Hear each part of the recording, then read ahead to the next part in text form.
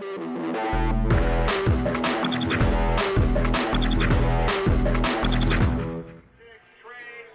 are looking live as we have the opening face-off between the Lambert Longhorns and the Johns Creek Gladiators. It is a regular season lacrosse matchup between two top 10 teams in the state of Georgia, and we are fired underway. Joel Hilsman, glad to be here with you. Bob Lombardo and Dan Lindsley will join me. And gentlemen, first of all, welcome. We have two outstanding teams, rivals within a close proximity of each other. What should we look for today? Well, Joel, both these teams are ranked 1 and 2 in the 6A, and they're in the same region here in the north part of the city of Atlanta. So these teams are going to be very, very closely matched. It's an interesting season for both teams.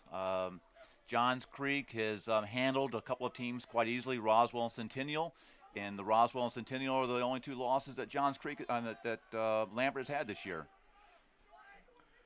Yeah, well, the Johns Creek is pretty senior laden. You're going to see most of their better players are the seniors. And Lambert they have their share of seniors, but then they have some younger guys that are picking up and helping out. And Bob, you and I had a chance to see this Lambert team last year coming off a heartbreaking loss as a state runner-up.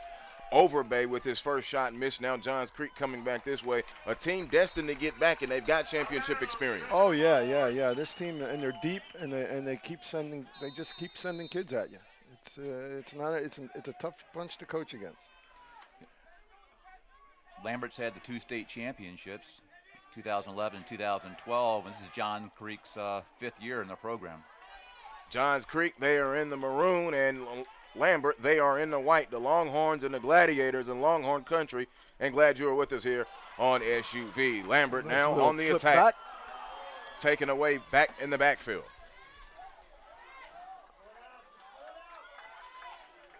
Good pressure defense by Johns Creek, Hunter Negley, as Lambert now will set it up.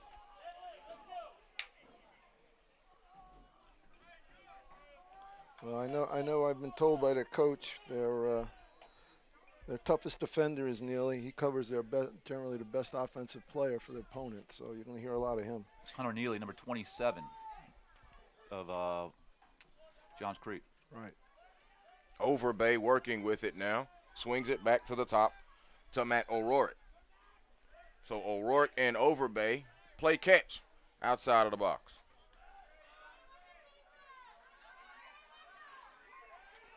Well, that second slide came pretty quick.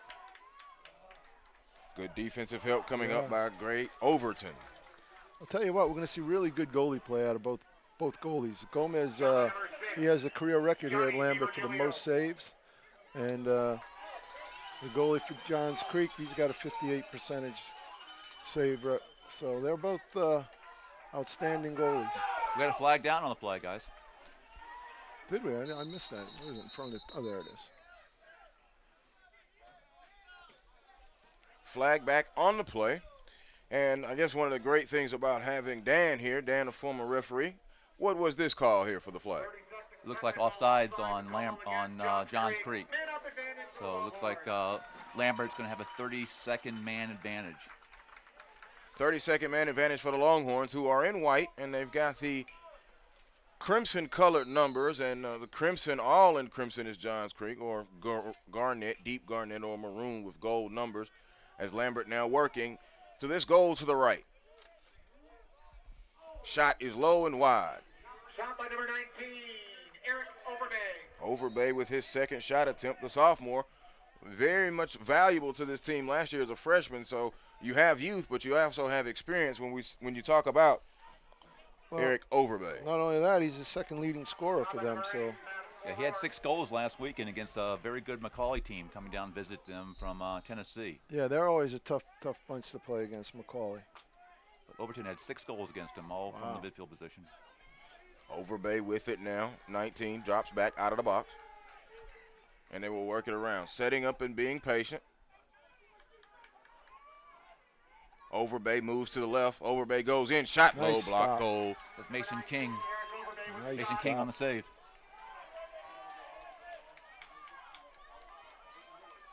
Mason King is going to go, he's graduating this year, he's going to go play college lacrosse at Young Harris College. That's it. Got another flag on the field. I think we're getting a slash on this one. Yep, as Johns Creek was on the attack, and they've got it in the box right now. And Nope. working behind is Bruce Silk. Yep, looks like Lambert went offsides. That's where the call is going to be. So Oh, it's it was delayed. offsides? Yep. I thought So it'll be a I slow might have saw whistle. a slash. Hunter Neely working behind the goal, trying to make something happen, getting a lot of pressure there from Justin John Felix. They get it out from behind, and now working it around is John Creek. Benjamin Greenfield trying to make his move into the middle. Has to come back. There's a shot. Goal Shot. knocked out of Good there by save. Gomez. Stop at number 3, Colin Fitzpatrick. Ball never hit the ground, so it stays in play. Another shot, and now it's down right there. So Johns Creek trying to apply some pressure after Lambert had the early possession. 7:22 to go first quarter. Glad you're with us, SUV. It is Lambert and Johns Creek. See, I thought it was a slash, but the referee told me it was offsides. You never argue with a referee. You're right, Bob. Never argue with the referee. As a coach, I've learned that hard lesson. You don't win many of those arguments, do you? No.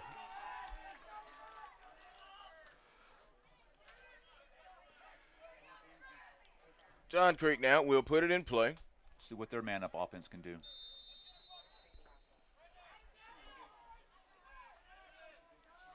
Working in the box and swinging it around. Trip Meyer back behind as they work it back out to the top. And now here's Bruce Silk. Silk swings it over to the left, just working it around right now, trying to be patient. John Hennessy also in the box as well for Johns Creek. We should see a lot of 37 to 4, 4 to 37, the two attackmen from Johns Creek. They're the leading scorers. There's your shot there. No. Nice shot, McKay Sheehan. Yep, there's number 37, McKay Sheehan. 43 goals and 39 assists on the year, and he's headed to Fairfield University. And play a little D1 lacrosse up there. There you go. Johns Creek still on the Oh, attack. there's a nice There's a pass. shot Oh, and a goal. 37 to 4, huh? Nice. Bruce Silk went low, and we have our opening goal. It's by the Gladiators. The visitors, they lead 1-0 with 6:43. Nice backdoor feed. From McKay Sheehan. Yep. Very good look and good finish. That's the strength of John Creek's offense, is their attack. Number 26, Trey Arnold. Number 18, Roman Booth. So bring it back for a face-off. Go ahead, Dan. I'm saying this is one of the matchups of today is the face-off. You've got sophomore Roman Booth for Johns Creek going against the junior, number 26, Trey Arnold. Trey has been set the record on face-off wins for Lambert. Just won this past face-off. Going to Robert Morris is Trey Arnold, number 26. Junior commit, yes, sir. He's a leading ground ball, career ground ball, and career face-off win for Lambert. He's a good one. So Lambert on the Oh, attack. There's they a come goal back right with an there. answer. Justin Blastic came right, attack right down the right, and fired it in there, and we are all tied at 1, just like that. What an answer with 6:15.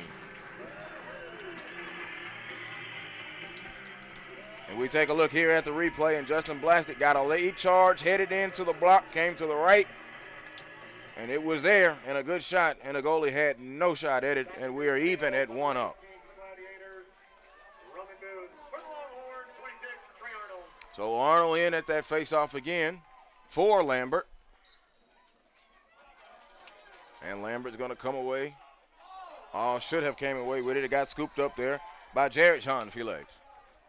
It looks like John Creek left a little bit early out of the defensive zone, so they were in the ball to Lambert off the face. And now here comes Lambert working with Johnny DeVergilo. He went down the alley. They get it into the block. There's Overbay, a shot. Knocked out of there. Johnny DiGivilio.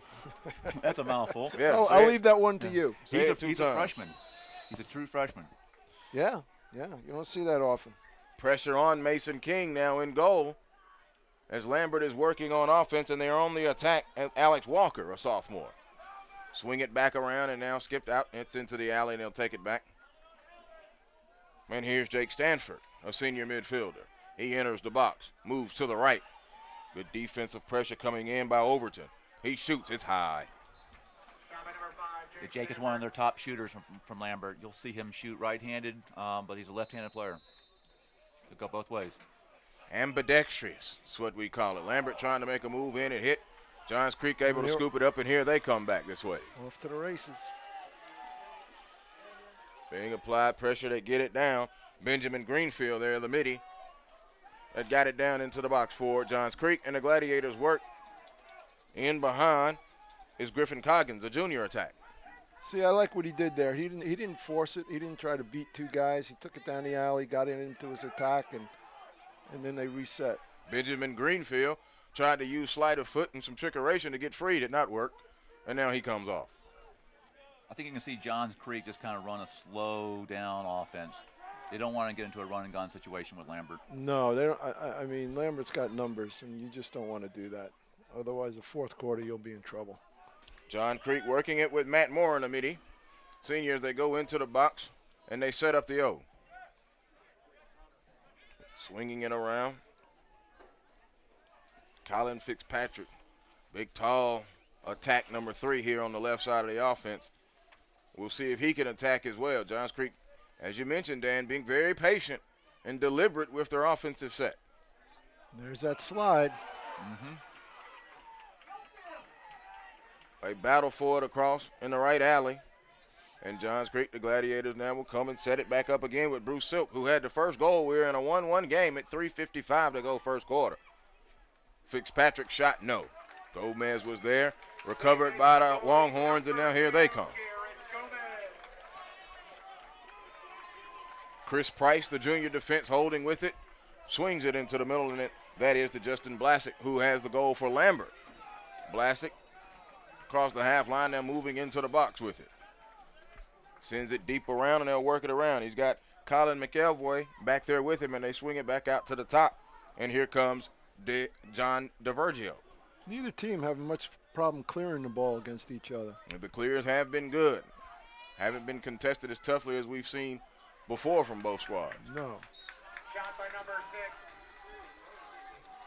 So Johnny DeVergilio Johnny DiVirgilio. with the shot, and their PA man even took his time with that one. And he's been here all season. DiVirgilio. I think we got that. DiVirgilio. DeVergilio, yep. 3:05 and counting in the first quarter in a 1-1 game. And Johns Creek in the Garnett now working. Trying to clear the ball here. Greenfield good goes looking high clear. across. There it is. Yeah, Bob, you're right. No, neither team's having a problem clearing. One of the things the Lambert team loves to do is ride off the clear. They haven't been able to do anything yet. Getting in the middle, here's Silk with a shot low. Tried to make a move and back to the middle and went low, and the shot was low. And that was a good-looking feed from, who was that? Number, I can't see that number, 17. Gray Overton. Overton, yeah. He, put it right on his stick, and it was a good shot. John Felix applying the pressure behind. As John Creek's McKay Sheehan tries to make an effort, but they bring it back outside of the box, and it enters the box to the left. Here's Silk. Being very deliberate here, very deliberate. Coggins behind, and there's Silk. Yeah, very deliberate. No, they're going to ISO him. They're going to take a shorty behind and ISO him. That's No, Trip they're not. Meyer. Figure they're going to try to take him. Seem to have a matchup there.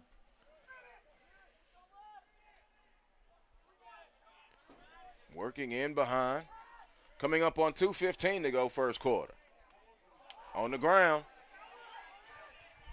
Lambert's able to retrieve it. Now, for their clear. Good ground ball there, Yeah. Lambert. Oh, Nice pop. boy, Got there's laid a up. flag. Yep. Yeah, the new rule they have in Dan, that even if you hit a guy from the front, if he's not looking, That's right. They're really protecting the They're players from the protecting rule them. changes. Yep. So this is probably an illegal body check or Right. unnecessary roughness, but I'm going to guess it's been an illegal body check. Let's see what the call is going to be, Bob. Trent Bruno just wants to make sure he feels better after taking that lick. Kind of like hitting a defenseless receiver because he did not see him coming on that stick. no.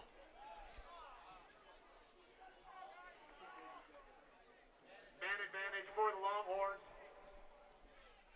So Lambert will go man up in this situation. 2:03 to go. We're tied at 1. Silk got it started with a goal for Johns Creek.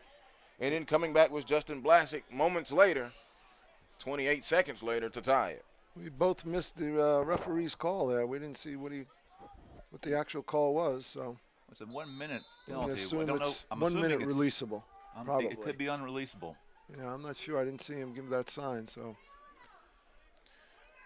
Overbay has it now high top of the box and swings it to the left for the Longhorns, who are working a man up and trying to get more points and go ahead. Matt O'Rourke also in the box with him. There's a shot to pass off the post. Scooped up by Johns Creek, and here they come out on a clear. That's a nice ground ball by Johns Creek. Johnny DiVirgilio, I mean, he's a player, so we're going to have to learn his name. He's going to make us learn. He's going to make us because we're going to be talking about him. Playing as a freshman at Lambert, you know he's got to be a really exciting player. Griffin Coggins in the right alley, being picked up hard by Chris Price. They're going to kill this penalty here, Johns Creek will. Coggins swings it in. The Silk works around out to the right alley and brings it back out to the top. So Benjamin Greenfield will have it. Greenfield sitting and waiting, and you're right, killing the penalty as we go under a minute here in this first quarter. 1-1 ball game. Nice move. Here comes Sheehan. Sheehan works to the left, gets it back out top, and they're high out of the box now. Greenfield swings it to the right. The Gladiators being very deliberate, as we've mentioned, and even in killing this penalty. And now Silk has it, and they flip it back out, and they will set it up and be patient again as we go up to 35 seconds. Looks like they might be playing for the last shot there, Bob. I was just going to say, I think that's what they're doing. Greenfield makes his move, gets in. Good look. Good Lambert look on the inside. Trying to get that ground ball. Here it is, and that's Blassick. Chad Connor, the midfield senior, is able to come up with it. 17 seconds now.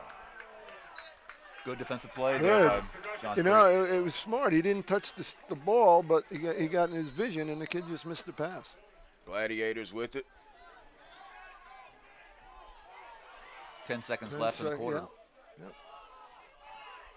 Johns Creek going to try and get him one final There shot, it is. maybe. Here it is. The shot that's knocked away. Gomez. Nice Too save. high. Good save. Yep. Good save by Good Garrett. save. Yeah, very nice. Yeah, the Johns Creek coaches, clamoring for an offsides call. It looked like the Lambert guy was riding offsides, but the official didn't see it that way. Well, Joseph Bedidi on that last shot, and that'll be the last shot of the first quarter. We are in at the end of the first. We're in a tie ball game. Lambert and Johns Creek tied at 1 right here on SUVtv.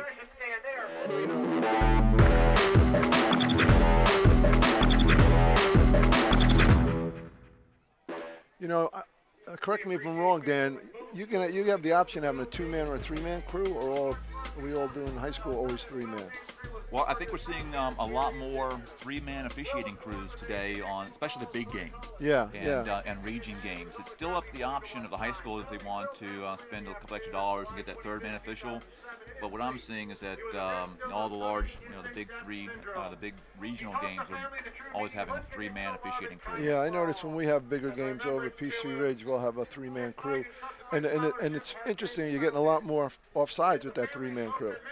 Whereas the 2 would be downfield, a lot of them would miss that offside. So that's right. I think that's what the Johns Creek coaches were yelling at as the official on the trail, didn't call it. Yeah. I thought they saw the offsides, but the 3rd man on the officiating crew didn't see it. So what would you think is the major difference in a 3-man crew versus a 2-man crew? Well, Joe, I think when you have 3 men, officiating the game, you always have a set of eyes on all parts of the field. None of the officials have been blind, to some activity that might be occurring outside of the goal area. So having a 3-man crew, you catch some of the technical fouls that may occur, but you're also making sure that players are doing what they're supposed to be doing, playing the game. Yeah. With the 3-man crew, Joel, you'll see sometimes, everyone's watching the ball, and suddenly there's a flag back at the other end of the field. It's because one of the defensive poles checked an attackman, just gave him a whack, and suddenly, he's going in the box. So we flip it now. Lambert in the white, they'll be moving right to left. Johns Creek will be moving left to right. Joe Hillsman, Bob Lombardo, Dan Lindsay, glad that you're with us here. Second quarter getting ready to begin in a 1-1 ball game. Silk with the goal at 6:43 for Johns Creek, and Blassick at 6:15 for the Longhorns. Lambert, Longhorn country, in their beautiful facility here in Suwanee, Georgia, Forsyth County, in the metro Atlanta area, northern part. Johns Creek hasn't won a face-off yet. That's one of the keys of the game for them. Well, they just won that one, right? No, Lambert's got the ball. Lambert's working. Oh, Johns Creek hasn't won. You're right. Lambert's got the ball. Blassick trying to make his move. Greenfield there defensively. That's an unforced error. Pass too high and out, and a turnover. It happens. Turns coach's hair gray, but it happens. Another easy clear. They're doing a nice job clearing the ball. And here's Greenfield into the box. Slide it over, and Sheehan holds it. And they swing it back behind, and they'll work it around. Sean Monahan and a sophomore attack checks in now for the Gladiators, number 34. And he works with it, top of the box. And they get it set, and they're swinging it and working around high of that box, now on the left side. Being patient. They've been very deliberate all day with their offense. Colin Fitzpatrick makes his pass down to Silk, and Silk swings it around. Now here comes Coggins. Coggins tries to get in. Did they give him the goal? I don't know, he's in the crease. Yep, in the crease, and now a flag. He was pushed in the crease. Yeah. The official right there saw it. And it will be a goal, a nice goal in there. Very nice. And then the goal will wipe out the penalty. There will not be a penalty on this one. And that's because it was a technical, right? That's right. If that had been a personal, it would be a penalty. Griffin Coggins on the goal with 10:28 to go in this second quarter. And Johns Creek goes up 2-1. Well, you said it was going to be a close ball game. Quite honestly, I wouldn't be surprised if we see an overtime game. There I you think it's go. gonna be a close You game, go too. speaking that into existence. 10:27 to go. Second quarter Another. and a hold. Hold possession maintained by the Longhorns. So here's Trey Arnold working with it to the left. Substitutions being made. Overbay back in. Eric Overbay, the midfield, comes in. And also is Hayden Barnes, a junior attack. So now here is Johnny DiVirgilio on his knees. Now back up. Swings it to the right. Inside shot. Low. No. Mason King. They're able to pick up that ground ball dangerously down. Nice job of clearing the ball out in front of your crease. C.J. Mucker trying to clear. yeah. He got popped and low. Goes into the scorer's table intent. And I think he enjoyed that hit. Johns Creek trying to bring a little bit of the funk and the noise. Lambert, they got popped earlier, so now they deliver a pop. We got a timeout here by Johns Creek. Smart timeout, Bob. Yeah, very smart. Timeout by the Gladiators at 9:50 to go here in the second quarter. It is 2-1. The latest goal coming from Griffin Coggins at 10:28. You know, it's interesting. Dan mentioned that Johns Creek hasn't won a face-off, and yet the score is only 2-1. You know, they're obviously getting more possessions. So Johns Creek's doing a good job on the defensive end. They sure are. Tell you what, that's one thing in high school ball you've seen down here is the quality of defense get better and better. You know, you get these defensive coaches really putting in good slide packages, getting the kids to buy into the first and second slide. And, you know, first slide is always easy. It's trying to get that second slide. Both teams are well coached. Very well coached, you know. And I got to tell you, I think Johns Creek is really poised because Lambert's got the tradition, right, Dan? That's right. They've been around. They've played in state championships. 1-2. 1-2.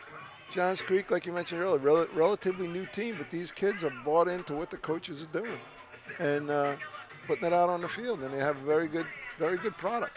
Yeah, Mike Ryan is the brains of Johns Creek. This is his first year at Johns Creek. He won the state championship at Northview last year for the 5A region, the 5A for Georgia. This is his first year at Johns Creek. Yeah, Mike is a really good coach. He does a good job, and I know the kids really enjoy him. Out of the timeout, Johns Creek will operate on a beautiful 68-degree afternoon. Look cloudy, wind coming out of the west at 8 miles an hour, and the crowd still filing in here at Lambert High School, Longhorn Country. The Gladiators, they are on the road, but they are now on the attack, and they have a 2-1 lead, and they've been slow and deliberate and patient with everything they've done so far to this point in the contest. 3-1-2, you don't see that often. Most often offenses you see in a 2-3 or 2-2-2. Trip Meyer working in the box. And now they swing it back around. They'll see if they can work something off that left side. I spoke with Coach Mike Ryan of Johns Creek before the game, and he said that they were going to be very patient. He wouldn't even mind if they received a stall warning from time to time. That's how patient he wanted to be. Yep.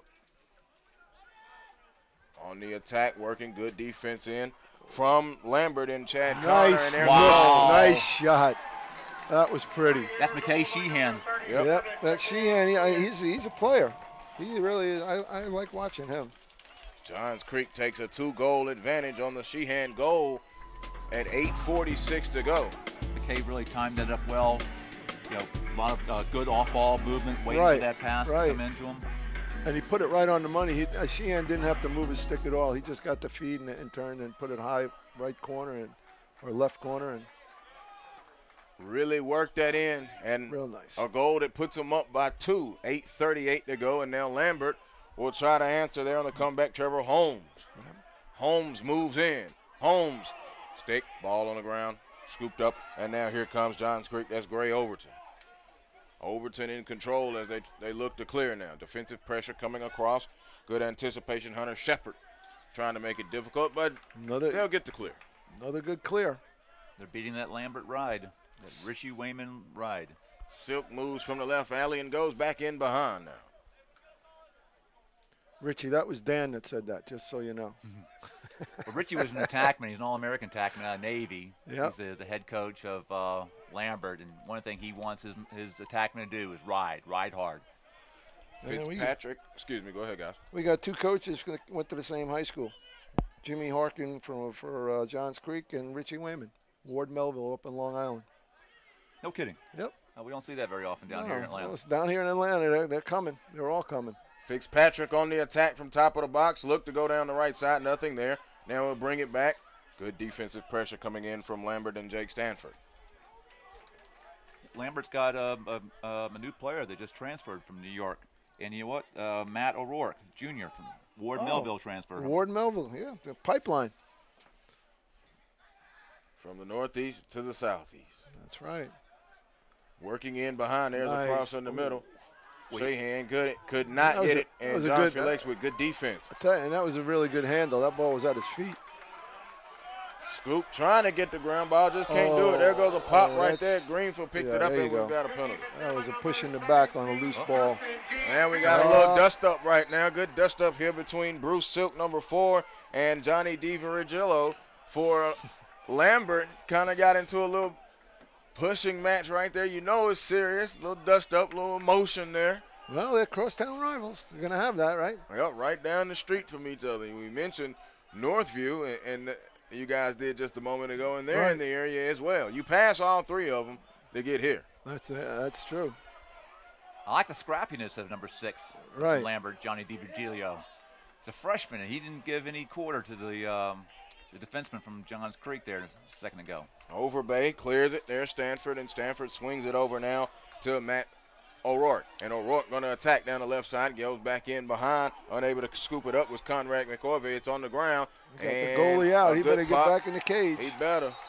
And now flags and whistles flag. on a penalty. Flag down. Let's pay attention, see what he calls. We were kind of. The Lambert crowd can tell you they didn't like it. They felt it was a horrible call. It's going to be an illegal body check on Johns Creek for 1 minute. That'll be a releasable penalty. So Yes, it will. The man up advantage to Johns Creek. So Johns Creek will get the man-up advantage, and they already have a 2-goal advantage. 6:17 to go. They lead 3-1. Their latest goal, Sheehan, at 8:46. And they've got 2 goals here in this second quarter after we played a 1-1 tie game at the end of 1. You don't see the illegal body check called against an attackman very often, Bob. no, it's generally the other way around. So Fitzpatrick dumps it into the box, and the Gladiators, John Creek, will begin their attack with the man-up advantage. Fitzpatrick with it out high, top of the box, and they swing it left and just going back around, being, again, very deliberate. We're in a nice 1-4-1. Everyone's getting the touch. Meyer works with it now. Now they went open for a second. There it is. Nice Good offense and a goal right Another there. backdoor feed. Beautiful goal. That one by Matt Morin, a senior. And they ran that offense until they were able to get what they wanted, and they got the goal, and that puts them up now 4-1. McKay Sheehan, number 37 for Johns Creek, gave a fine assist on that play. I tell you what, Fairfield's going to get a good ball player. They sure are. They're getting a nice-looking ball player. he's well-rounded. He can shoot, he can score, he can dish the ball. So Morin with the goal at 5:44, and now you talk about winning a face-off. Johns Creek going to come with it. Ball on the They ground. haven't gotten it yet. Now they want it. Scoop it up. That's Johns Creek's first face-off win, yet they've got a 3-goal advantage here in the second quarter. And Bruce Silk takes it in back behind for the Gladiators now, who have been slow with the offense, but it's been effective. And now with the time to take their time again, eat some more clock, and see if they can push their lead out to 4. Fitzpatrick now coming down on the right side, and they go back in behind and will set up the offense.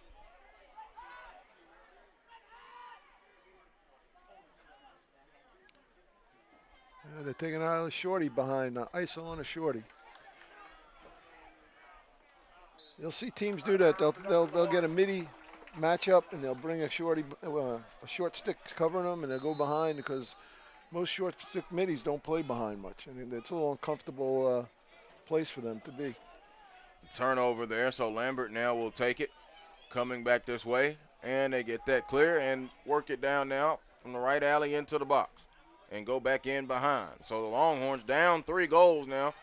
Need to get a goal here before it starts to have some distance. Hunter Shepard, and now we have a timeout. This one called by Lambert, and they must have been thinking about how important this possession was, gentlemen, with 4:31. They heard you say that, and they decided to take a timeout.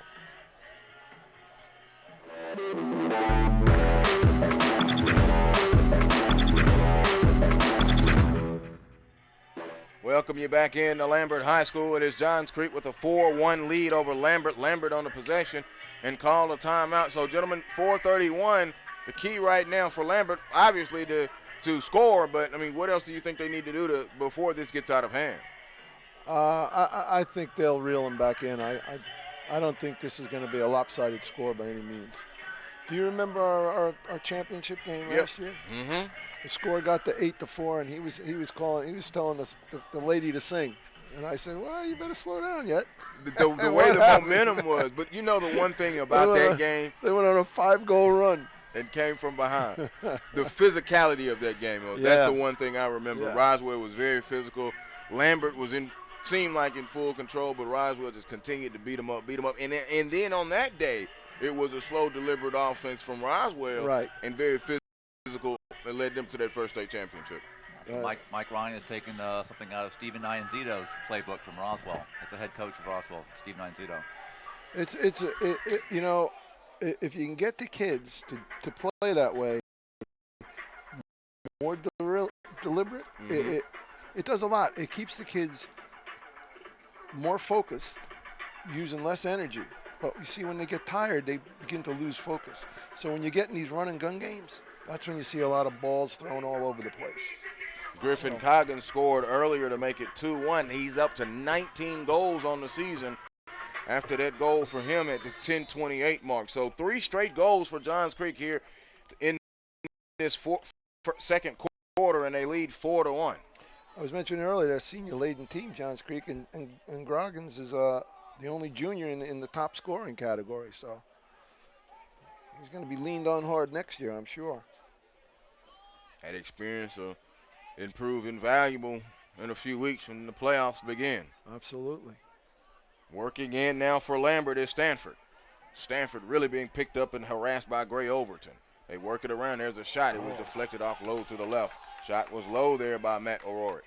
Yeah, the midi took that one. Ouch. Yeah. So O'Rourke now out of the alley into the box. O'Rourke with a little fancy footwork. They go in behind. Looked like they wanted to try and get something quick. It was deflected. Ball is on the ground, and the Gladiators are going to pick it up. Johns Creek, now they lose it. Swiped up now, looking for a clear. Now here come the Gladiators. Ball still on the ground. Ball is continuing to be on the ground. Lambert unable to scoop it up now. Now it's back on the ground. Ball can't stay in the net. And a stick and a timeout. Oh, they gave the possession to Lambert. They gave the possession on Lambert on a timeout. And Lambert gets that timeout with 3:28, and they're still trailing 4-1. Their coach on the sideline was calling timeout before Lambert even had the ball. So as soon as the ball was picked up, timeout. And I don't think the Johns Creek coach agreed. So we're in a timeout. Johns Creek Creek, as you take a look there, Barney Marchant, Jimmy Harkin, and Greg Guest, the coaches there, getting those Gladiators together. And Bob, you and I talked about this last year during the state tournament, and it's almost been a full year. The continued growth, we talked about the transfer earlier from the Northeast to the Southeast, but the continued growth of lacrosse in the Southeast, in particular here in the northern metro Atlanta area. Oh, it's amazing. And I mean, if you go down the rosters and look at where these kids are beginning, you know, years ago, Georgia kids weren't leaving the state to play lacrosse. That's right. And now you got, I don't know how many D1, Dan might have the exact number, I got them written down, but I don't know. You got Delaware, Air Force, High Point, Mercer, which is here in Georgia, but, you know, Furman, you know, those are the Longhorn, you know, that's where some of the Longhorn kids are going. You know? Eight players with Division I offers from this Lambert Longhorn roster. And Johns Creek has got a couple of guys going, so it's gotten better and better. The coaching is just continues to improve, and you see the product on the field. And I look back at defense for number 17 and the Lambert Longhorns, Justin John Felix, just impressed with his physique. Even last year as a sophomore, and I can just tell here in this game so far his improvement. He's really been aggressive defensively when his man has came to him. Well, when you're 6 foot, you know, 175, you can throw your body around a little bit. You can, but it just makes me always, every time I look at him, I think of a nice wide receiver. In shot, goal, low, they got it. Set up on that dime beautifully. Johnny Dervigo hit it off. Yeah, Johnny had a nice ground ball, number 6 for Lambert. Took it to the goal and got the slide. Easy little feed. Yep, and I like the way he went high to low. You know.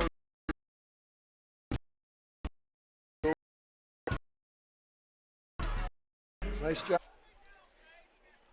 Yeah, Lambert's been owning the face-off this first half. And they look like they continue to do. Yep, they will. There's Trey Arnold scooping. Trey Arnold going to attack and score. Second goal. Trey Arnold just came right down, won it, scooped it up, entered the box, and then fired and scored. It's now 4-3. Back-to-back goals for the Longhorns. Who said they were going to get reeled in earlier? Was that you, Dan? No, Bob, I think that was you. Yeah, Bob, ready for the pats on the back. That's it.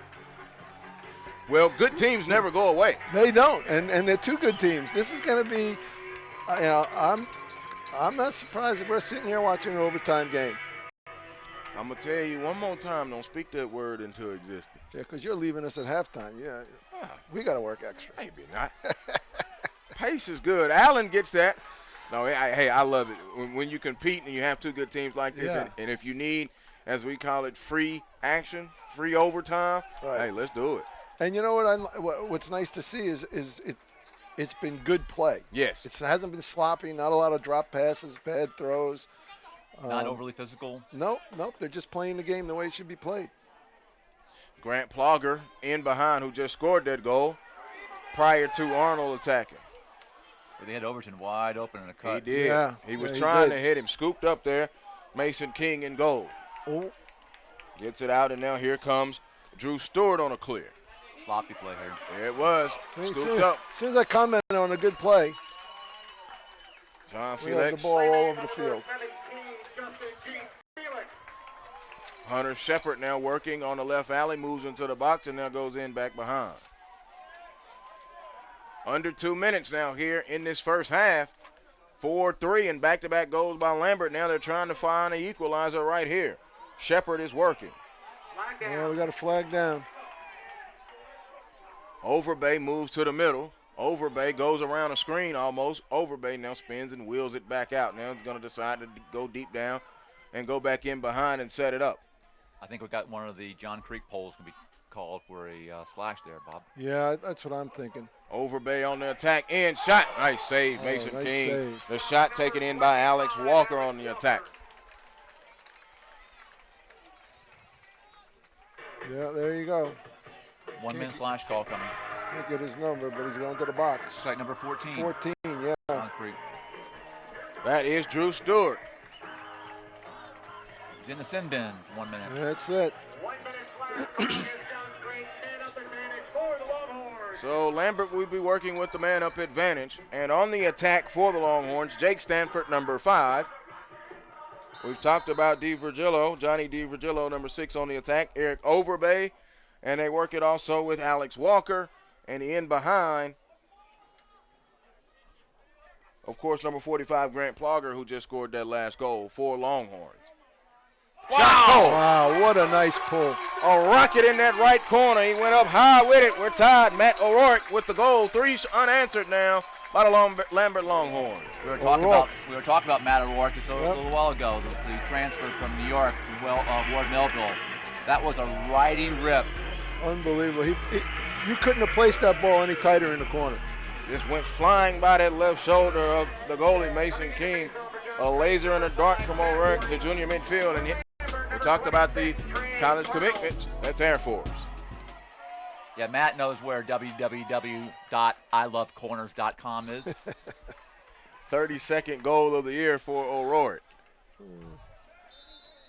So now here come the Gladiators, who have seen that 3-goal advantage erased as Lambert has caught them, and we're tied at 4, under a minute here in the first half. Now we'll see if they stay patient or they get a little restless. 45 seconds left before the halftime.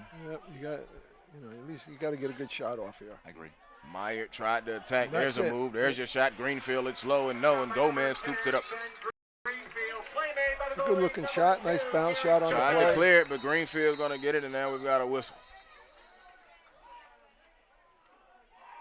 Going Lambert's way. Lambert will get possession. 28 seconds left in a tie ball game. Johns Creek in a high-scoring second quarter. They opened with 3 straight goals, and Lambert now has followed with 3 straight.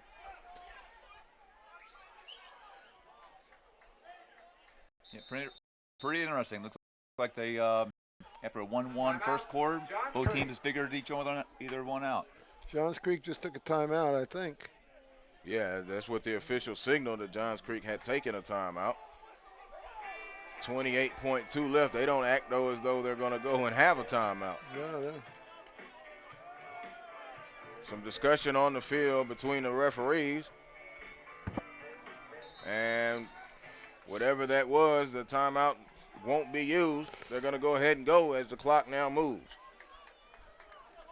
I think I saw a coach's hat fly down there, Bob. O'Rourke makes his move. That'll Shot. be the first time you ever seen that, right? 16 seconds to go. O'Rourke trying to get him another rip right in there. Same one, too. Same corner. Working in behind. Oh, Ball is on the ground. 10 seconds left. Lambert is going to get to it with 6, with 5. And now a flag, and they stop the clock with 3 and 18 seconds. I have a feeling could be non-releasable because it was to the head. Oh, cross-check. The Lambert crowd letting them know is now Grant Palger and a teammate. They go check out. I can't see who that is down. Has his helmet off. He's down on his knees as the training staff and coaching staff come out to attend to him. I mean, he did a good job hustling to keep that ball in bounds.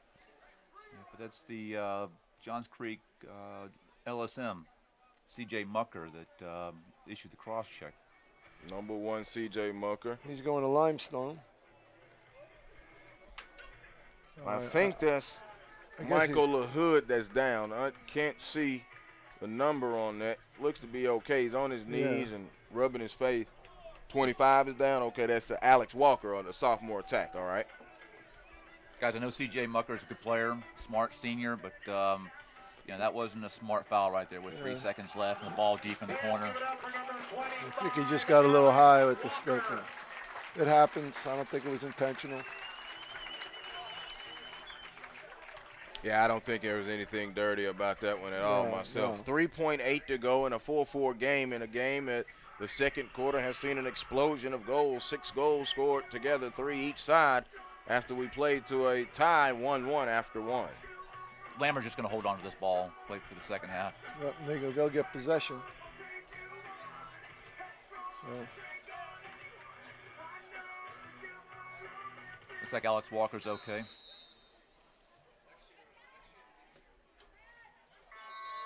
And that will be the end of the first half. So a thrilling second quarter.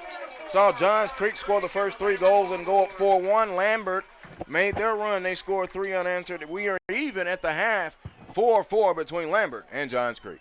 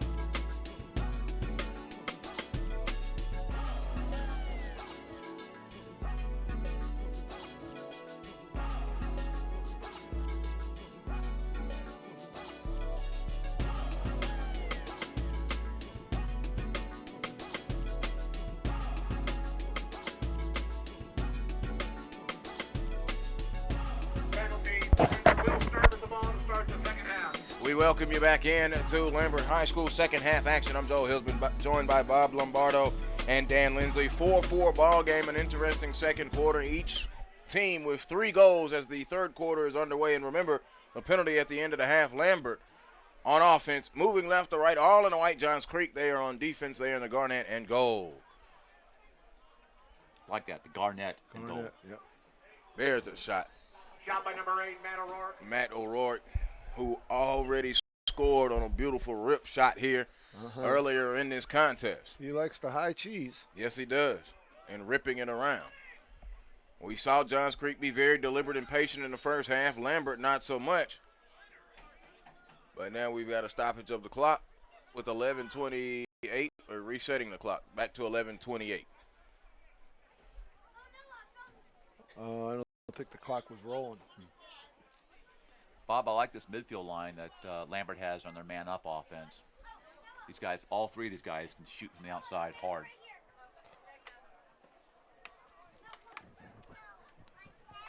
So they get the clock adjusted to 11:25. Is that Overbay out there? Yep. Must be. So right now on the field you have Yeah, almost 68 goals between Jake, those 3 guys.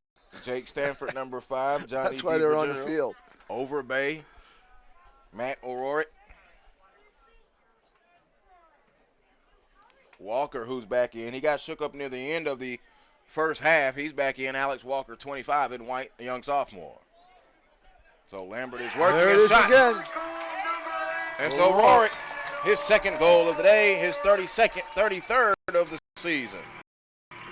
And He's Lambert got it. has the lead, their first lead of the day, 5-4. I like him. I like the way he shoots the rock. You can see Lambert just moving the ball from the attack just to kick the ball back up to the Right. midfielders. You can see And that. you notice they start out wide, And then as they move it, they're all moving in a little bit, and the defense begins to condense, and then all of a sudden you're taking a 12-foot shot, yard shot instead of a 15. With time and room. Yep, with plenty of time and room. And as Bob and Dan break that down, we had a perfect look on our sports image instant replay. Lambert coming away with it now on the face-off. They have dominated the face-off so far today. Nice spin move. Here's Blastic, who had a goal earlier outside of the box now in the middle. Getting a little bit of harassment now coming up defensively from the Gladiators and Roman Booth, a mid-sophomore. Here comes Johnny DiVirgilio again, little freshman from Lambert. And Hayden Barnes has checked in for Lambert. You got it right, a little one, but he's been effective in all over the lacrosse field today. Here's Overbay. Overbay shot. No. Nice it's on stop the by the ground. pole. Scooped up. Stop by number 19, Eric Overbay. As a Overbay goalie- couldn't get it. It's still in there. They fight for it. Coming out with it. Ball still on the ground. Picked up, scooped up by DiVirgilio. Possession game by number 6, Johnny DiVirgilio. DiVirgilio working to the left. Into the middle. Yep. Taken away. Gladiators on the clear. I like this number 10, Benjamin Greenfield. He's a hustler. He plays man down, and he's got a motor that doesn't quit. Good for him. So now here are the Gladiators. McKay Sheehan, who also has a goal earlier. His goal made it 3-1.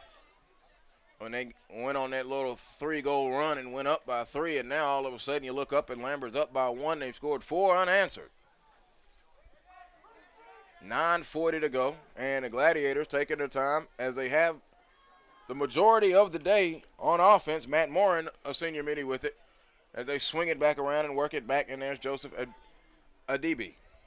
Now here's Silk. Silk broke the seal on this game with the first goal earlier.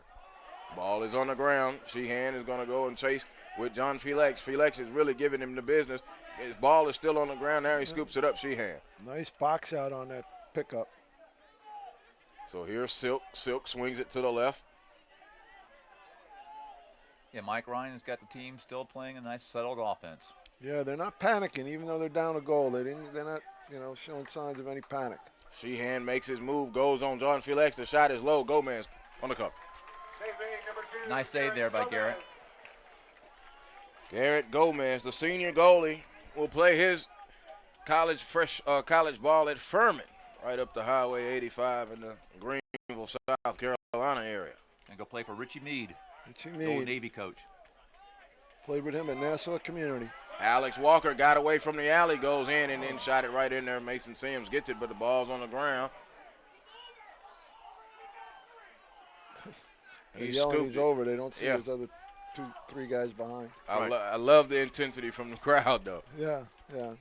A pro-Lambert crowd, but Johns Creek has a few folk here with him as well. Speaking of crowd, it's a good-sized crowd. Yes, nice-sized Nice crowd. crowd for a. I mean, last year at the state championship, that crowd was wonderful. Oh, that was packed. That was beautiful. Shot, no. Shot by number 5, Jake. That was Jake Stanford with that shot. In behind Lambert working now. We go under 8 minutes in the third quarter. 5-4. The Longhorns with 4 unanswered goals, and they've got their first lead of the day. It came at 11:07. O'Rourke, his 33rd goal. Joe, we couldn't ask for better weather. No, we could not. It could Weathermen not. were talking rain, and we got nothing but sunshine. Yeah, and the wind has actually kind of died off coming out of the west as the flagpole down here in this far end. Jake Stanford, no good. I think Joel might have been a weatherman in his earlier life. He's got the weather, humidity. He's got it all. I mean, like he said, we thought the rain was going to just destroy everything, and had some severe weather earlier in the morning. I was a part of an event this morning where we had to call it because of weather. So I am enjoying this right now. Well, Overbay shot. We're going to credit you for bringing the sunshine. Okay, all right, that'll work. Here come the Gladiators on the clear and into the box. Yeah. There's Silk, a shot. Nice Goal! shot by Bruce Silk. Silk. His second goal. We're even 5-all. Nice break. And the guy carrying the ball, who was that? Who fed him? Did we I get didn't him? see the assist. Right there. He's coming off the field. It's number 10. Oh, that's my boy Benjamin. Yeah, Benjamin Greenfield. The kid that hustles. He hustles on man down, and he hustles bringing the ball upfield. And he took his time, and then he fed him. He didn't rush it. He made someone commit, and he gave him the ball. Sports Image Instant Replay. Bruce Silk, his second goal of the day, and now we are square at 5-all. Oh, nice draw. Nice pull. So now here comes Lambert working on a lacrosse field day. These are the varsities here at Lambert, and it is Will Davidson Scholarship Fund Day.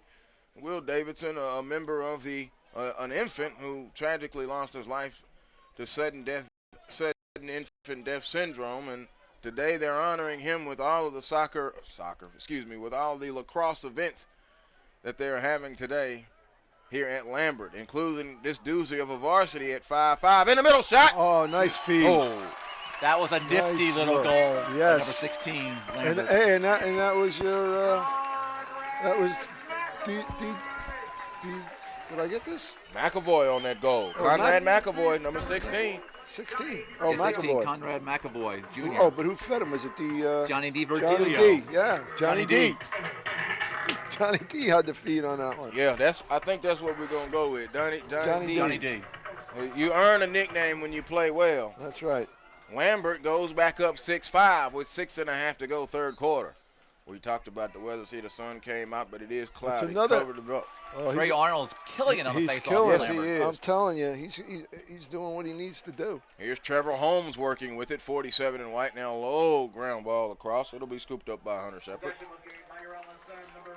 So Shepard is going to move into the box to the right of the box now, as the Longhorns will set it up as we come up on 6 minutes to go. Halfway home in this third quarter, 12-minute quarters in the GHSA lacrosse. Did not mention that. It is a 48-minute contest. Here's Overbay. Overbay's going to make his move. Overbay wanted to go. They get defense, shut him off, get him in the middle. There's the pass. Shepard the shot. A save nice by stop. Sims. Great save there by Mason King. But he made a nice move to his left, and that was a good pull from the left-hand side. Sure was. That wasn't an easy save. Mason King there on that save. And here's Silk down in the left alley for the Gladiators. Working it around now, and it's Griffin Coggins, who's got a goal already in this game as well for the Gladiators. 6-5, 5.5 to go, and the Gladiators now, who've ran that deliberate and slow offense much of the day, will set it up and see what they can do against the Lambert defense. Working in behind. Silk to Coggins. Coggins made his Nice move. move. He made a move on him. There it is. The Silk shot in. No. Scooped up. Here comes Overbay on the clear for the Lambert Longhorns. They're on a Overbay break. blitzing his way down the middle of the field. Overbay into the box. Overbay to the left. Overbay got it knocked from behind. back Mason check King by- is going to recover it. Good back trail check there by Johns Creek. C.J. Mucker. Mucker, yeah. Mucker, the one that's going to, he's heading to Limestone. Limestone, that's right. Limestone. That's a good Gaffney, program. South Carolina. Yeah. Home with a that's big good peach. program. Yeah, the Big Peach. The big peach. Here's a move in. Shot. Goal. He just fired in. Trip Meyer set it up and tied this game. He just took his time. Patient. Took the time, Boom. And it put it right where he wanted it. Yep, Trip Myers. I don't think anyone thought he was going to shoot. I didn't. He looked like he was going to, fake the shot and maybe feed, and then he just let it rip. He looked like he was just being patient, picking his poison basically and picking his way, and took his time. And then he saw that alley right there in our sports image instant replay, and that alley went there to the back of the net. Corner.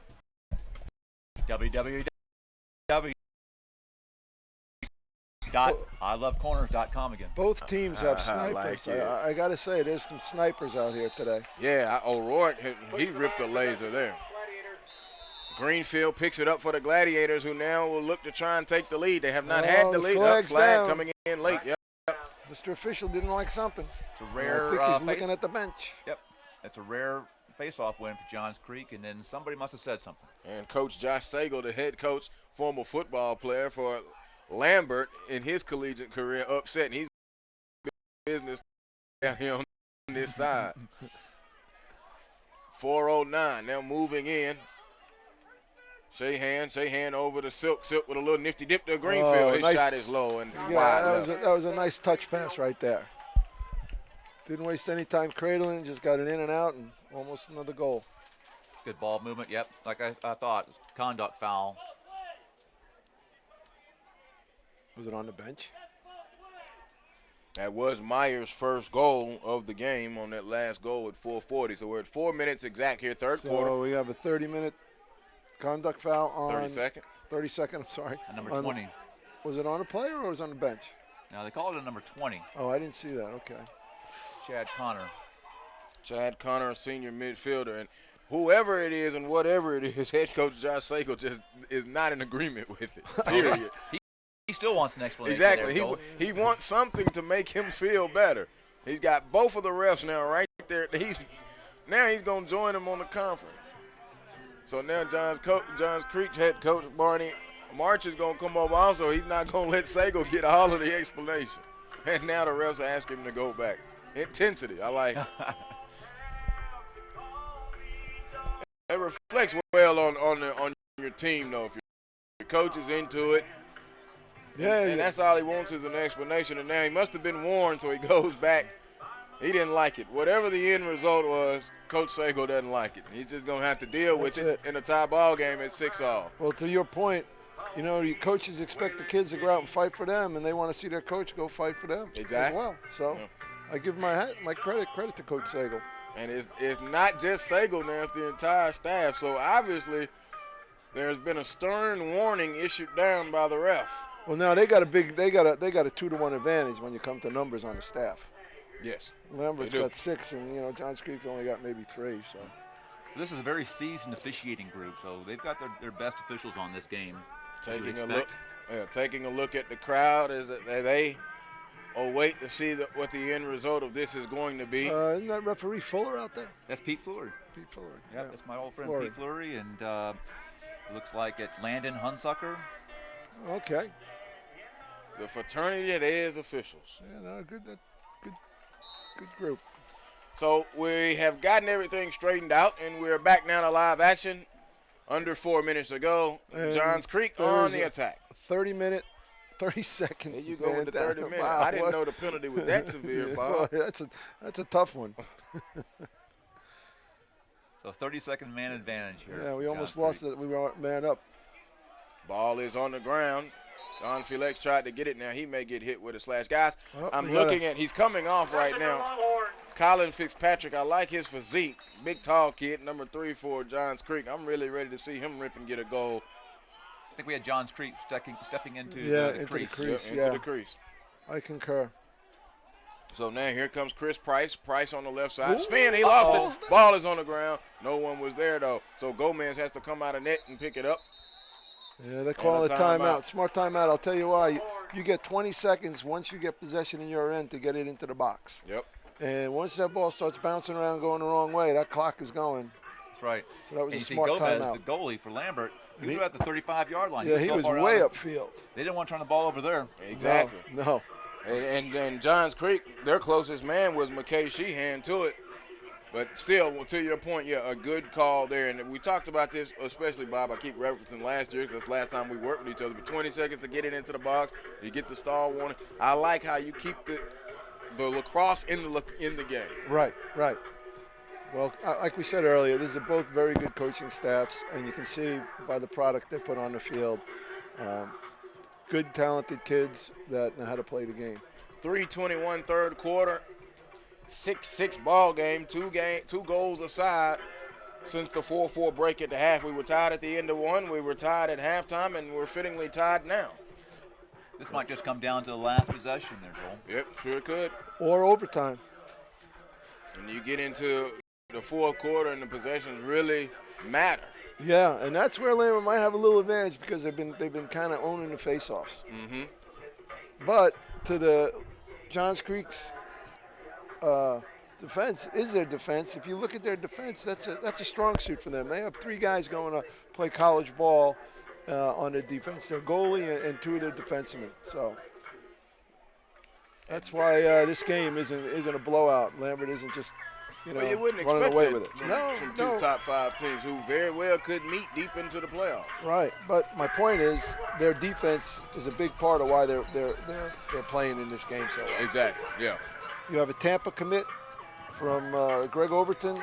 You have King Mason, the goalie, is going to Young Harris, and Bucker on Limestone. Limestone. So, all good schools, good programs.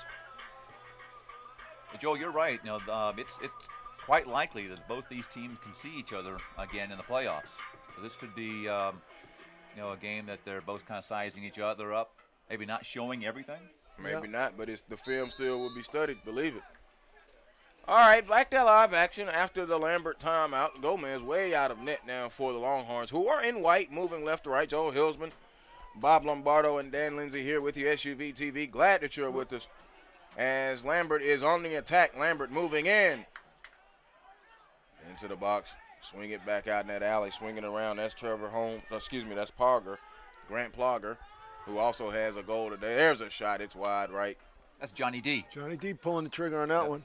Well, he's fast. He is. See how He's fast quick. he got down the sideline? He is quick. Jitterbuggish quick. Freshman.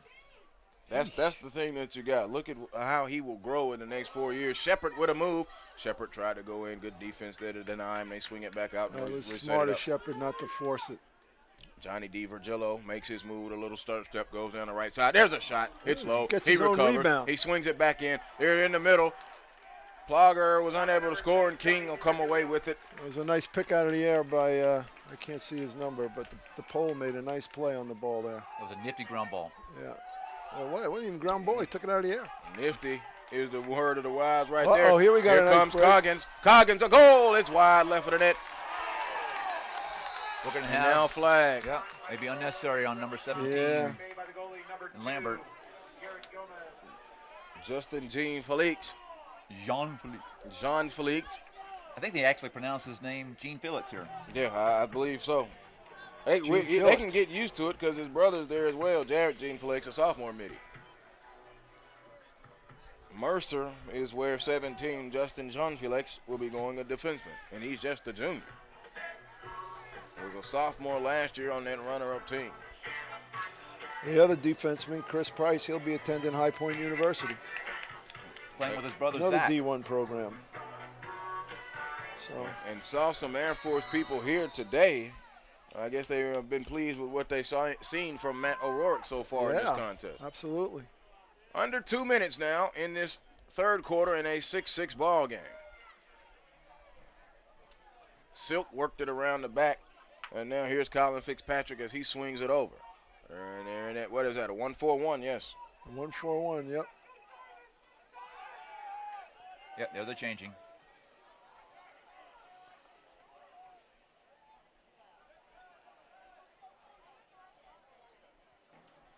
Yeah, here we go. 2-3-1.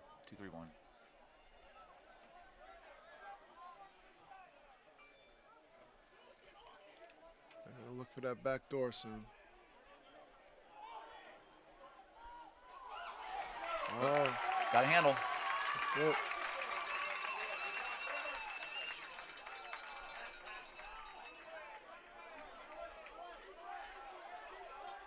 I was really liking the way Johns Creek was moving the ball and man up. They were moving real well. Shepard with it for Lambert as they are under a minute in this third quarter, and we're tied at 6. 2 goals aside here in this quarter. They're trying to kill his penalty, and he's doing a pretty good job of it right now. Great job. Uh-oh. No, he was smart. He didn't take the shot. He kept possession. That's more important than taking a shot right now. I thought he might have had a chance there, Bob. They're all even now, though. Yeah, now they're even. Now you can go attack the goal. And you let the guy that was handling the ball all the time come out because he's tapping his head. He's looking for the oxygen tank. Good hustle. That was good hustle by number 14 there, Hunter Shepard.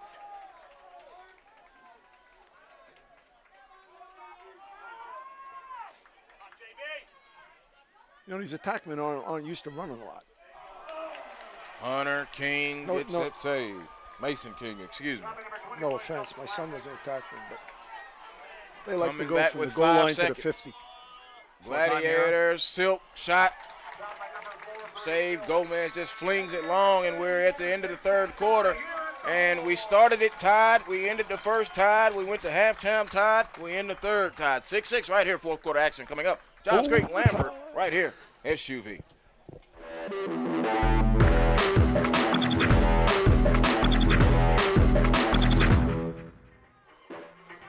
This has been a good game.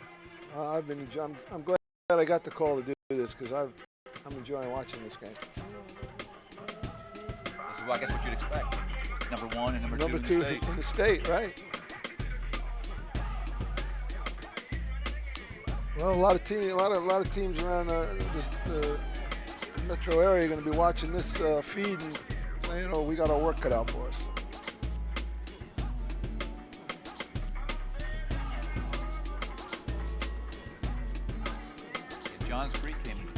7-0 in their region. Their region is completely stacked with the top teams. In fact, the top 4 teams in 6A are in this region, including Lambert, Roswell, Centennial, Pope is in there, right? Pope, Northview. Yeah. Seems like this year is a big year, big year for that region, and some of the other regions are down a little bit. Milton, Lassiter, they're generally a big-time powerhouse. But I think things are beginning to balance out a little bit. Not just from the kids' experience, because they're getting more of that, but also coaching staffs. We begin the fourth quarter. Joel Hillsman, Bob Lombardo, and Dan Lindsay here, live from Lambert High School, Longhorn Country. 6-6, gentlemen. And the line score is 1-3-2, score by periods for each squad. So it could be very interesting in how we finish up here in this fourth quarter. But, Bob, what do you see from each team that needs to be done if they want to pull out this victory? Well, they just got to continue to control the ball, no unforced errors, smart shots. Dan, from you? I agree with the same thing Bob said. Face-off certainly going to be There the it key. is. There's one right there. Smart shot. Bounced it low, opposite side. Goalie had a tough time. He's hugging the post, and the player, who is it, number 6? Johnny D. 16. No, 16, I'm 26 sorry. for Lambert. 16, McAvoy. No, it's 26. That's Trey Arnold. That's the second. No, Trey Arnold set it up, yeah. That's right. Trey Conrad Arnold. McAvoy, you got it. Trey Arnold had a nice, clean face-off win. Created a bit of fast break for Lambert. Got it over to McElroy, the left-hand attackman. McAvoy's second goal, and Lambert, now they trailed 4-1, tied it at 4, went up 5-4. They have not trailed since then, despite John Creek tying it. Another face-off win for the Longhorns. Well, there's one of those errors, although that was a Little pressure by the defense. pretty tight play by the defense. I wouldn't say it was unforced. I'd say that was good defense. Watch this ride here, though. And there goes, this is Green, right? A DB. Yep. Lambert ride. Greenfield. Uh-oh. I think they gave the ball To the they gave Gladiators. The ball to Gladiators. That's Yep. right. Johns Creek has it. The Garnett and goal. Garnett with the gold numbers. Lambert all in white. And they got the crimson numbers, and they are the home squad.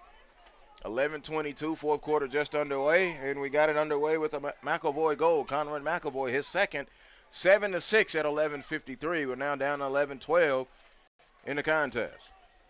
I think this might be an important possession for Johns Creek. They don't want to get down by 2 goals with the slow-down offense that they brought today. No, they need to keep this at least a 1-goal game. I mean, 2-goal, I don't think they'd be out. They still have time, but, you can start getting down by 3-4 goals, then it gets in your head a little bit, I think. So it's important they come away with a goal here. Especially after you had that big, fat 3-goal lead. When it looked fat, it wound up not being fat. Here's Sheehan. Sheehan makes his move, spins into the middle. Gomez with the save. It's a good look, just a little high. Gomez swings it over to John Felix, and he gets it up ahead now to Chris Price. And Price will work it as they clear into the middle, but the ball is on the ground. It's going to be scooped up by Walker. Alex Walker now gets it back out top. And here's Blastic, Justin Blastic, who has a goal in this contest for Lambert as they get ready to set it up. Let's keep an eye on the game right now. Let's see how many, I hate to keep harping on unforced errors, we begin to see, because they're getting tired. And as you get tired as an athlete, you begin to lose a little focus, and, things go away a little bit. One person taught me if you have to harp on it, and it must be happening in the game you're seeing. So if we harp on it, that's what it is. There's Blastic, a shot. Oh, wow. Had some steam on it. Bob with just a 1-goal advantage right now. Certainly the possessions are going to, Yeah, every very variable. possession's important. Yep, counting the possessions now, 9:52, 7-6. And for Johns Creek, because they haven't been able to win many face-offs, it's real important they take advantage of their possessions. Nice stop. Yeah, that he Mason was. King, great. King with an outstanding job in goal. He just stuffed him. Stonewall King. C.J. Mucker Good. sends it down. Oh, he put that on the money. That was Nice beautiful pass. Hunter Neely. There's a Neely trip. moves down. Yeah, there's Yeah, flag. they're Yep, We're here calling- comes the flag. Yep. They wanted it. Yep. The Johns Creek coaching staff was looking for it.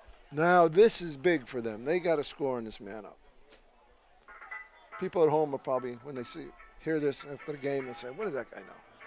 Well, Momentum play. Yeah, 7-6 with 9:28. You got to take advantage of every opportunity. That's right. So Johns Creek can go up for 30 seconds, man-up offense. They'll go out there with Colin Fitzpatrick, number 3, Bruce Silk, number 4. Silk has a goal, and also coming out is McKay Shahan, 37. He has a goal. And that's Matt Moran, I believe. Number 29. 29, Moran, yes, he has a goal. And then number 30, Trip Meyer. The 1-4, and they work it in behind.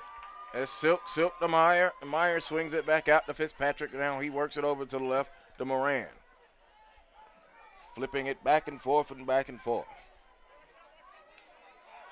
Hennessy, and they're fighting for it. Hennessy's going to scoop up it for the Gladiators. Now over to Sheehan. Sheehan to the right. He flips it over to Meyer. And they'll look to set it up now as we go under 9 minutes. 8:50, fourth quarter.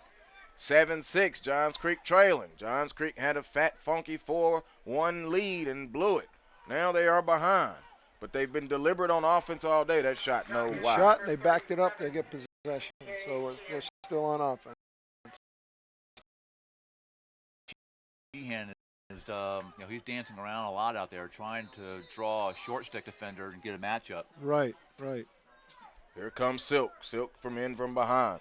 Being guarded back there by Brady Berman, who's going to Mercer. Oh, yeah. 99, it's on the ground. Meyer picks it up, trip now to Fitzpatrick. Fitzpatrick makes a move. There it is. Goal. Fitzpatrick. Nice shot. I talked about I wanted to see him make a goal, and there it is. He made a nifty move there. We're tied at 7. Hayden Barnes? Nope, I'm sorry, I got wrong list. Who was that? Number 3. Fitzpatrick. That's right, Colin Fitzpatrick. Colin Fitzpatrick, he catches it right there in the middle of the box, made that step to the right, lined up his feet, good shot, and right by Gomez, and we're tied at 7. Nailed up top left corner. Stick side. The ever important face-off, and it is won by Arnold, who's won a bunch of them in his career here at Lambert. Smart. He didn't force it, got it into his attack and let them work. Conrad McElvoy's shot is no good. Big save. Johnny D is going to pick it up. Johnny D. Virgillo. It was a big save right in front of the cage. Yeah, Mason King is seeing the ball really well right now, isn't he? He really is. I mean, like we were talking earlier, you got to pick your spot on the cage, and you got to hit that spot. These goalies are good. On the attack now for Longhorns, they've got number 3 out there, Hayden Barnes. 16, Conrad McElvoy. Johnny D, that was like a fadeaway jumper. He was still moving away from the cage when he let it rip. Johnny D with a fadeaway. I like his swagger. I'm out here playing. I'm going to shoot the ball too. Yeah, 7:43 and counting. I got a uniform. Let's go. Jake Stanford also in for the Longhorns on the attack. So bringing it back is Overbay, Eric Overbay. Oh, he's got the step. Overbay with the pass. Nice it is defense. Nice defense. It'll go over. There's my boy Greenfield hustling again. He's a hustler, boy, I tell you. Him and Johnny D, don't know who hustles and moves both. And they're both probably 5 feet tall. Yeah. What is he? Well, no, Greenfield's a little bit bigger than Johnny D now that I look at it. He is. Well, he's a senior and a freshman. Yeah. He better be a little bit bigger. He must do. Had to put the eyes on it. Here's Johnny D with a move. Johnny D going to spin in. Got bodied up. Nice handle on that pass. Stanford with it. Stanford holding. Stanford brings it back out high of the box. Lambert will do something else. Checking out. Who's that, number 8? Yeah, he checks out. O'Rourke comes back in. O'Rourke with a pair of goals today. Our sniper. A goal. Wow. Jake Stanford Nice puts Lambert shot. back up 8-7. They've taken the lead. And that goal comes at 6:37 in the fourth quarter. Our sports image instant replay, Stanford. He just takes a step on him. There's a little bit of a pick, but he gets his hands free and he just rip. Guys, I was just thinking to myself, Jake Stanford's been very quiet this game. Yep. Was that his first goal? First goal of the game. Wow. That was a big one, though. Lambert repeating now. Once they took the lead at 5-4, has been ties, but they have not trailed since then. Another, well, I don't want to call the face until they have possession, but yeah, that's another big possession for them. Good wing play by the Lambert Longhorn. It's Jared Jean Felix, LSM. Lambert got the ground ball. Well, Lambert hustled to that one.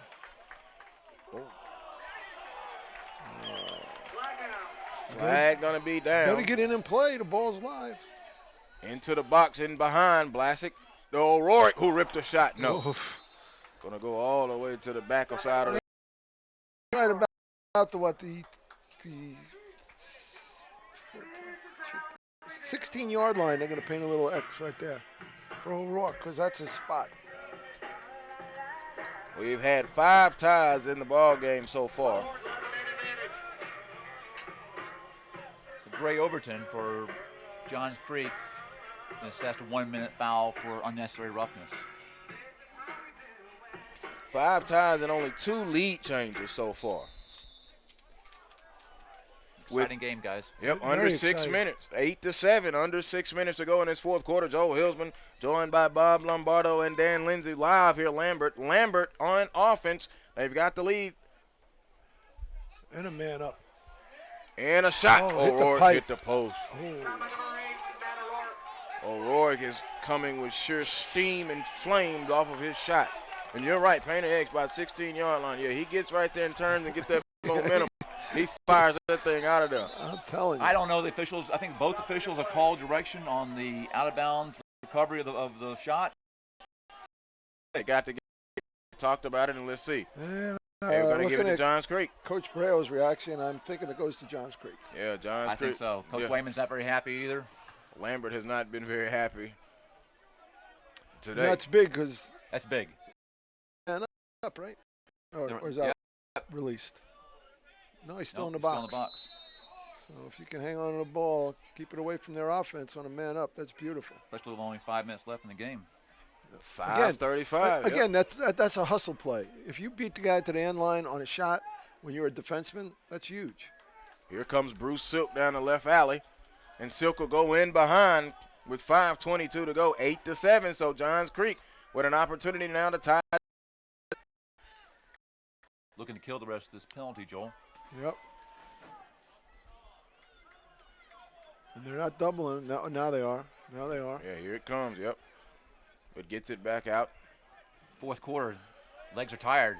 I don't want. I hear you, Coach. I know. I need to double. Here But goes Greenfield. Yep, Greenfield goes in, spins in the box, back out. There's Fitzpatrick at the top of the box. Fitzpatrick swings it over. all even. Matt Morin with it, takes it down. Got a nice little friendly bump there from Chad Connor. That second then one not another so one. friendly from Trent Bruno. Working it. Here's Fitzpatrick. And now back to Sheehan. 4.5 to go. One-on-one here at a 1-4-1. He's going up against a good defenseman. There's a shot. It's wide. It'll stay with Johns Creek. So what do you think about that, Bob, going one-on-one against the pole? Well, I think it was more to just to maybe kind of get a quick slide and look for an opening. But I like what Johns Creek is doing. When they're in a 1-4-1, the guys are high. They're above the, 6 yards off the cage, so they got a good look. They have an angle. Sheehan to Silk. Silk shot wide. A lot of times kids get right on the crease, and they get No room to work. Huh? right, or they get too close to GLE and they have no angle to shoot the ball. So that was nice. Sheehan holding behind. Picked up by Jean Felix. Slips. Lost it. Ground ball is just sitting there resting like an egg. They pick it up. Nope. Still down. Don Felix does, and now a whistle. And it'll go to Johns Creek. Crowd's not Lambert happy crowd about that didn't one. like that at all. At this point in the game, if you're not getting the call, you're not happy.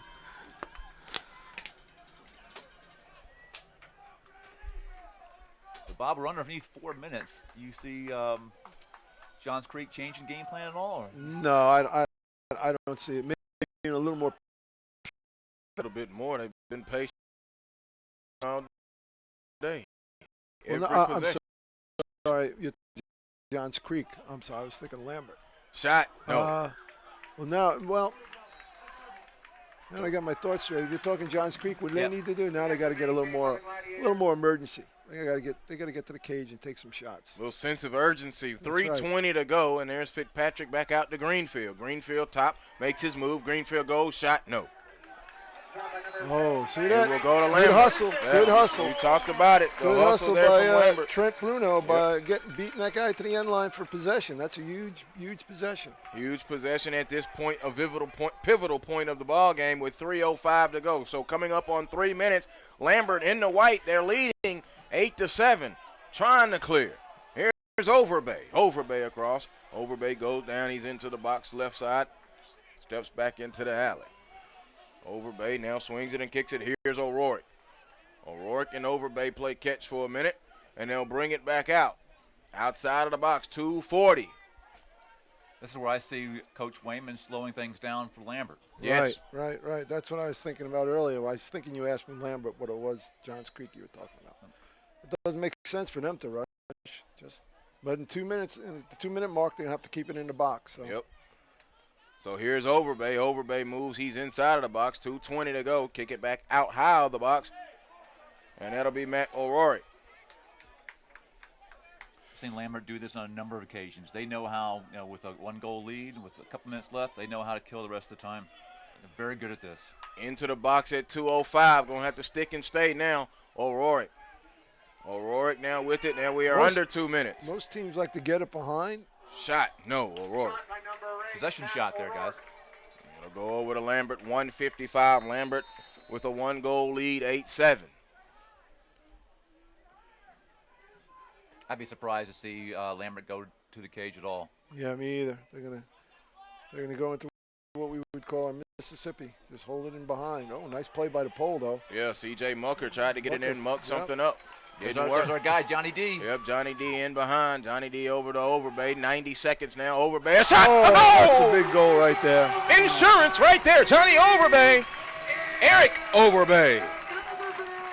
Nice shot. 2-goal advantage with 1:31 to go. And Johnny D gave a nice speed. Good Yep. for him. I think that was all set up by Johnny D's hustle. Johns Creek almost got the turnover they were looking for desperately. Ball was loose on the ground. Johnny D scooped it up. Just so we can say his name, Johnny D. Virgilio. See, that's what you did. And that's why I wound up That's why I calling nicknamed Overbay him Johnny Johnny D. Overbay. But it's Eric Overbay, the Overbay boy. And that was a big insurance goal. And Lambert's going to win this possession. And now the Lambert crowd kind of see blood, smelling blood in the water. 78 seconds. A 2-goal advantage, their largest advantage of the day. Remember, they came from 3 goals down. Shepard moves in. Shepard a shot. No. Timeout. Oh, they Lambert. took a timeout. With 1:08 to go. That's one the coach would like to have back right now. Yes, he would. I didn't mean that. Who said timeout? Joel Hillsman, Bob Lombardo, Dan Lindsay, glad that you've been here with us. 9-7, Lambert winning So- a 2-goal advantage on Johns Creek, and both of these teams are but worth the hype from what I've heard Oh, yeah. from Lambert and Johns Creek. It will make a nice run into the playoffs when they begin shortly. Oh, absolutely. It's been a And, fantastic game. It has been a great game. Both teams, my hat's off to both coaching staffs. Their kids are working hard and playing well. And, you hate to see a team lose in a game like this. But right now, Longhorns seem to have a little bit of the edge with 2 goals and a minute 8. They get the ball. They get it outside. They got 10 seconds to get it in the box. They don't have to rush to get in the box. So they'll probably burn a little bit of time outside the box before they got to get it in. And we talked about Johns Creek deliberately slow on offense, coming in averaging 13.5 goals. So they slowed the game down, only scoring 7 goals themselves. Lambert, 13.9 goals per game coming in. They're at 9. So the game, Johns Creek did win that in shortening the game. Again, you got my hats off to the Johns Creek kids, because you look at the number of possessions that Lambert has due to the number of face-offs they won, and it's a 2-goal game. Yeah. If you give them maybe 6 of those face-offs, It's a completely different game. and it could be flipped. And it's just been Lambert there, just got the 2-goal advantage. They were working with that 1-goal advantage. Once again, came from 3 goals down, and then once they got the lead, they haven't lost it. Johns Creek caught them a couple of times, but was unable to pass him. And just understand, I think that the face-off, the Fogo for Johns Creek, Roman Booth, he's a great face-off player. But the problem is he's taking them all, and they're running a couple of guys at him. And after a while, you get tired. Yeah. Eric Overbay on that last goal at 1:31 hits 28th of the season, and Lambert is in as we are under a minute. Oh, it's a great strip. Yes, it was. Now here comes John Creek desperately needing goals and needing them quickly now. Oh, Overton shot. No. It's going white. That was a good save by Lambert Garrett Gomez. is going to scoop it up. And that's Berman, and Berman a long clear. It's hung in the air forever. Ball on the ground, scooped up, they knock it around. Looks like Johns Creek going to be able to scoop it up, but we're in the final 35 seconds and a whistle. You got a timeout? Johns Creek with a timeout with 33 and 5/10 seconds. Anything you can draw up, you need two, but you got to get one first. That's right. Yep, you have to stick this one in pretty quick, and then you're going to have to win the face-off. You know what? I'll tell you a quick story while we're in this timeout. I had a friend, he was helping Malloy College. They were getting a program going, and they got a 3-goal lead on a team, and he told his kids, it was under like 2 minutes, he said, whatever you do, don't shoot. You know, we got the lead, we're just going to possess and finish this game. And it was a team they shouldn't have been beating. Well, get on the field, they win the face-off, and you know, moving the ball around more. So all of a sudden the kid just saw, you know, the water's open. He went right to the cage. He shot the goal. He saved it. Moved it the other way. Team scored. Won the next face-off. Scored. Won the next face-off. Scored. And beat him by a goal. Wow. Anything can happen. Now, that's a lot to happen in 33-5, but I'm quite sure it's possible. But, and right now, just a teaching time out here. you know what I love about this game? You're never really out of it. No, you're You not. know, I mean, you know, all right, you're losing 10-0, you're pretty much out of it. But, you know, it's a game of runs. We've talked about that before. You know, team will get up 4 goals, the other team reels them back in, all of a sudden they're up a goal. And then, you know, it's a great sport. It's a great game to watch. And Lambert showed that they could do that in this very game, coming back from adversity after trailing by 3 goals. Right. Oh, yeah. Never panicked at once. It always showed that poise, yeah.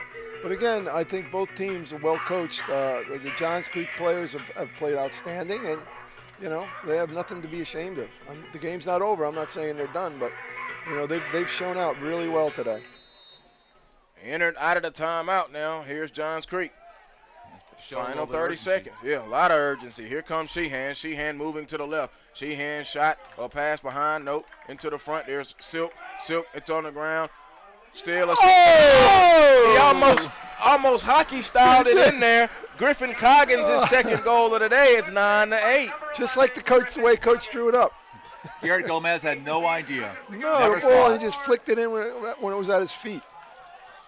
That was Griffin very Coggins nice. with his second goal. There's 18 seconds. Johns Creek breathing with a little bit of life there on our Sports Image Instant Replay. Roman Booth's going to win a face-off. Again, Johns Creek, he's going to have to win this one now. Yeah, this might be the one to win. these Johns Creek kids, there's no quit in them. Good for them. Little bit of Johns Creek faithful down here stomping on these bleachers. So here's your face-off. And it's going to be won by Trey Arnold. Arnold's going to get it. Arnold into the box, and that may do it. Arnold swings it around with 10, with 9. There's Walker behind with 7. Walker's going to move in. Johns Creek can't get him to pop that ball free, and the clock is going to expire in the hands, in the net of Alex Walker. 9-8. The Lambert Longhorns have defeated the Johns Creek Gladiators in a fine lacrosse match. 2 fine teams that should make deep playoff runs. Well, you know, when you're 1-2 in the state and the number 1 beats the number 2 by a goal, it looks like the world is where it should be. Now, again, both teams played outstanding, in my opinion. You know, this game could have went either way, and it just happened to go Longhorns' way. I'm not taking anything away from the Longhorns. They played excellent ball today as well. So. Surely did. All right, well, gentlemen, enjoyed it, Bob. Joel, enjoyed it? Joel. For Bob Lombardo, he's Dan. Dan Lindsay. I'm Joel Hilsman. Once again, the final 9-8. Lambert over Johns Creek. We'll see you next time right here down the road. SUV TV.